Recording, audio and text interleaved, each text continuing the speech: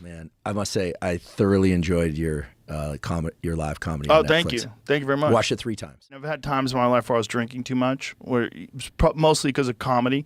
Because nights you're out with your boys and everybody wants to drink. They're all drinking. My friends are all drunks. They drink all the time. They drink at clubs. Like I tried Shane to get Gillis. Bert to quit. Bert is not going to quit. Well, he asked me to help him quit. He doesn't mean Otherwise, that. He just wants you to talk otherwise- to him. Oh, Just okay. talk about Bert. I'll That's talk what he about him. wants. But that's what he wants. So Oh, let's I'll talk talk about about me. him. Let's talk about me, see. about how I have to quit. Got it. Come on, talk to me about me. Let's make it all about Bert. That's what Bert likes. He's not going to quit. Did you send me a picture the other day? He was all skinny. Is he lying? No, Son he's of a looking bitch. more like a melted candle. Andrew Huberman just made his 4th appearance on the Joe Rogan Experience wearing the same black shirt he wore for the previous 3. As usual, they discussed everything to do with brain health and performance optimization, including the benefits of ice baths, working out, podcasting, and stand-up comedy. However, Huberman is no stranger to controversy. Shortly after his 2nd appearance on JRE, he launched his own podcast called The Huberman Lab, which quickly shot to the top of the charts, becoming one of the most popular podcasts in the United States by 2023. Unfortunately, though, similar to other scientists who regularly appear on Joe Rogan's podcast, he has faced his fair share of criticisms over the years. Several scientists have publicly stated that he promotes health claims that aren't supported by scientific evidence. Some even labeled his content as pseudoscience, and most of this comes from the fact that he is sponsored by a bunch of supplement companies, which are often poorly regulated, leading him to extrapolate findings from animal studies to humans without sufficient justification. Even just on this episode, he gave the perfect example of how he reaches conclusions without any scientific evidence. All the different nootropics, or let's not call them smart drugs, but things that can enhance alertness. I don't care who it is that's like, where's the double-blind placebo-controlled study that shows it raises alertness and focus? Look, as much as I believe in science, you don't need a double-blind placebo-controlled study to know that a swift kick in the shin hurts. He did double-blind placebo-controlled studies for Alpha Brain. Right. And so they exist, and certainly that's one that I would put kind of high on the tier of things for if you want alertness and focus. It's certainly more benign than a lot of prescription drugs. So for those of you who don't know, the company that produces Alpha Brain, called Onnit, which Rogan used to own, is currently being sued in a class action lawsuit specifically for their false marketing claims, which are based on the double-blind placebo-controlled study that Rogan was just referring to. In fact, I did a dedicated video on this ongoing lawsuit over on Patreon, where I actually went through the double-blind study, which was conducted by a scientist on the company's payroll, mind you, and showed how the results of the study did not support the claims that Rogan has been making on his podcast for years. So for Rogan to bring up that study again as proof that Alpha Brain improves focus, and for Huberman to claim that Alpha Brain is higher on the tier of supplements that promote alertness and focus, is kinda crazy. I mean, in some of the tests, the placebo groups actually performed better than the Alpha Brain group. I think it's obvious that his handlers haven't even told him about the lawsuit yet. But there was something else that came up in this episode, and for those of you who haven't seen much of Huberman's content, he's been a massive proponent of nicotine and the positive effects it has on the brain. So when he mentioned he was trying to help a friend of his quit nicotine, even Rogan was confused. He's big on the nicotine. I'm trying to get him to quit the nicotine, so he because he loves the nicotine. But between Why are you getting him to quit? like I don't have a problem with people taking nicotine Pouches? but it's a vasoconstrictor, raises blood pressure.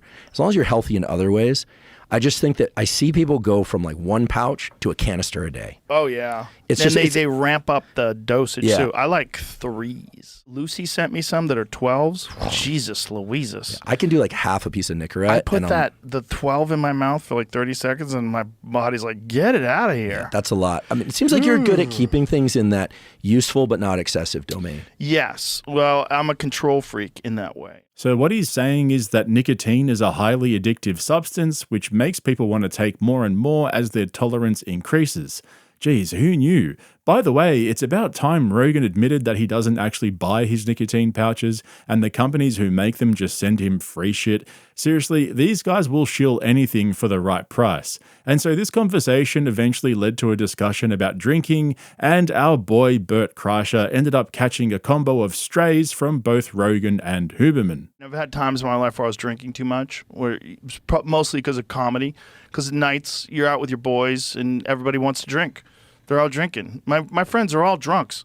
Like, like a good solid Not all of them. percentage. Whitney doesn't drink. No, Whitney does not drink. They drink all the time. They drink at clubs. Like I tried Shane to get Gillis. Bert to quit. Bert is not going to quit. Well, he asked me to help him quit. He doesn't mean Otherwise, that. He just I wants you to wouldn't- talk to him. Oh, Just okay. talk about Bert. I'll That's talk what he about him. wants. But that's what he wants. So Oh, let's I'll talk talk about about me. him. Let's talk about me, see. about how I have to quit. Got it. Come on, talk to me about me. Let's make it all about Bert. That's what Bert likes. He's not going to quit. Well, he was doing better with his health, and then he posted that photo of himself in the wetsuit. Come on, Bert. Like, get with it. Did he get fat again? When was Bert skinny? But it's so good to see that Rogan's finally had enough of Bert's bullshit and is calling him out all the time now. This has been building up for a while, ever since Bert kept talking shit and making claims about his physical strength and abilities that he couldn't back up. In fact, they don't even do Sober October anymore because Rogan got so fed up with Bert's shenanigans. As for Huberman, he was referring to the time he went on Two Bears One Cave last year, where he brought up Bert's drinking and tried to convince him to quit. At the time, Bert had gone sober for a few months to drop down to 230 pounds so that he could keep on drinking. Yeah, don't ask. At the time, Huberman seized the opportunity to try and get him to quit for good. And as you watch these next few clips, just take a look at Bert's face during these conversations. It's exactly like Rogan was saying.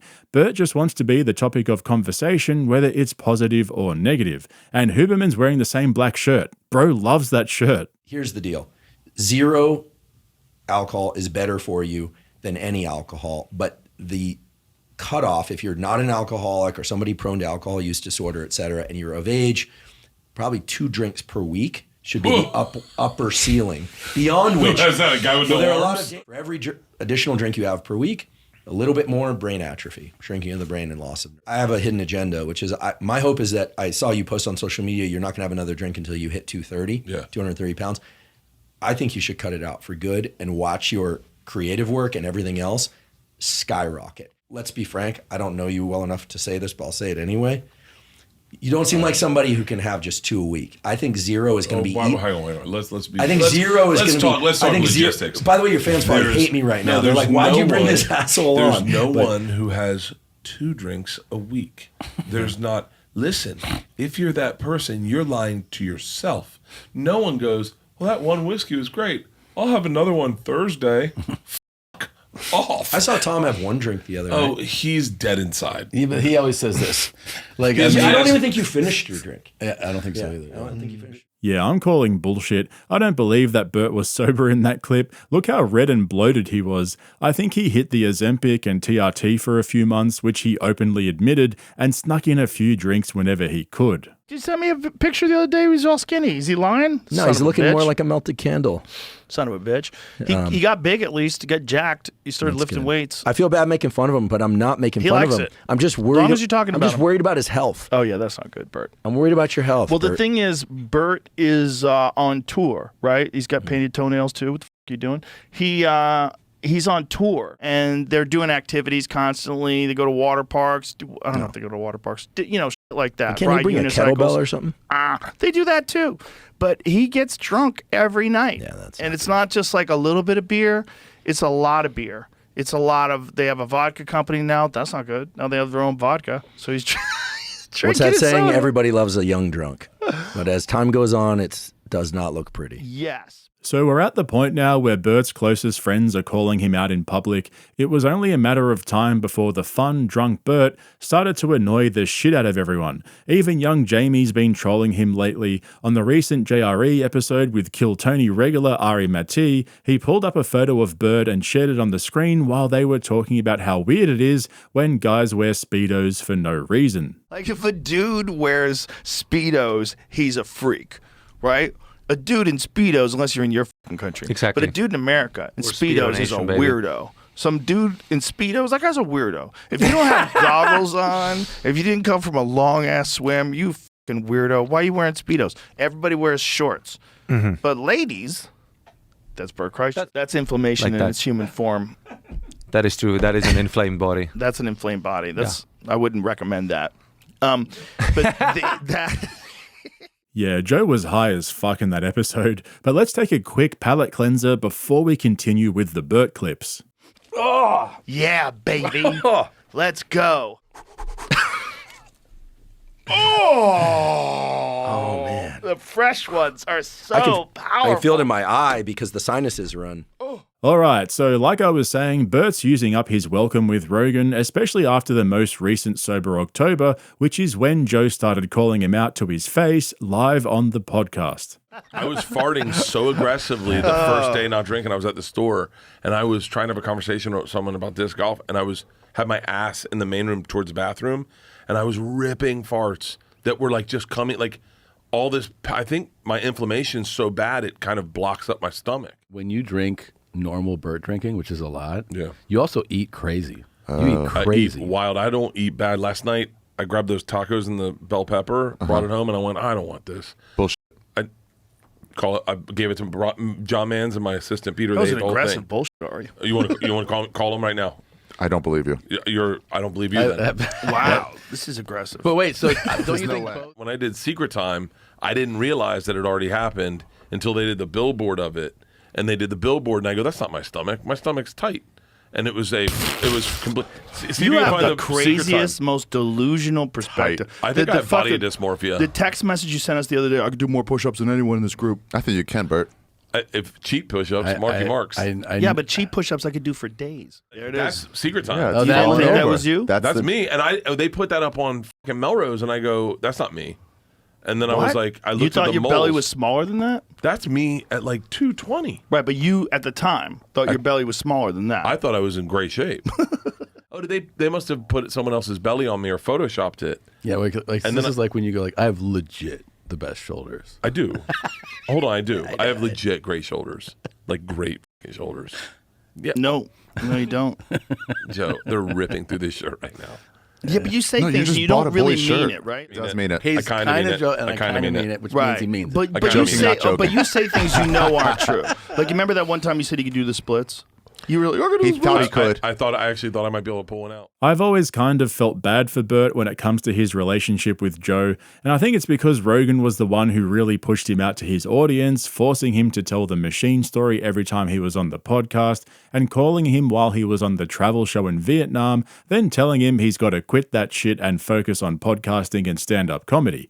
Now, 15 years later, Bert's an out-of-control menace to himself and everyone around him. Like Huberman was saying earlier, there's a point where the funny drunk guy becomes the sad drunk guy. And it's clear that Rogan doesn't respect Bert anymore. The way he was talking about him in that episode, saying all he cares about is being in the conversation, whether it's positive or negative, with absolutely zero regard for how Bert might take those comments, just goes to show how much Rogan does not give a fuck anymore. I mean, there's a difference between friendly banter and straight up roasting one of your friends behind their back, knowing that it will probably get back to them, but just not caring. Not to mention the fact that Bert hasn't made a solo appearance on JRE since early last year. I think a lot of people don't realize that Bert was one of Joe's earliest guests going way back to 2010, and he's made around 20 appearances since. So I think they'll always be friends, but it's pretty clear that Rogan's limiting the amount of time he spends with Bert, especially when it's just the two of them. But Rogan's comments were absolutely spot on. Bert is definitely aware of all the hate he's been getting in the last couple of years. He's addressed it several times, most recently on Steve-O's podcast where he singled out Too Lazy's videos. People are starting to point out, though, that Bert's leaning into the hate and baiting people to make videos about him so that he can stay relevant and, like Rogan was just saying, the topic of conversation. The problem is, though, that Bert's podcast numbers on his own channel are dying, and whenever Tom's away from Two Bears One Cave and it's just Bert by himself, the comment section turns into a pile-on against him and how shit of a host he is. So at some point, leaning into the hate and baiting us for attention is going to stop working, and people are just going to switch off and move on to the next lolcow. And as usual, I'm here for it. Anyway, don't forget to check out the link in the description to my Patreon if you're interested in my longer form uncensored content. There's plenty of stuff on there covering Rogan, Kill Tony, various lawsuits, as well as other bits and pieces, and it's a great way to support the channel if you enjoy this content. Also, if you're not a regular here on YouTube, hit that subscribe button and make sure to give me a thumbs up if you ended up liking this video. Thanks for watching. I'll catch you in the next one. I'm not going to suggest people use smelling salts to try and do better on their exams. There are other ways think to do you want better on their another hit of exams. this. I That's what probably I will think. take another one. You want another hit of Okay. this. I can tell. I This can is- tell you were thinking about it. All right. This Get in one's- there, sir. All right. Take It a was- step. I almost. Oh, yeah. There And now you it's to the go. right. No, stop. Let's go. Before it's definitely right. Oh, oh man. Whew. makes your eyes water a little bit, but Goodness boy, it does gracious. shock your system. Wow.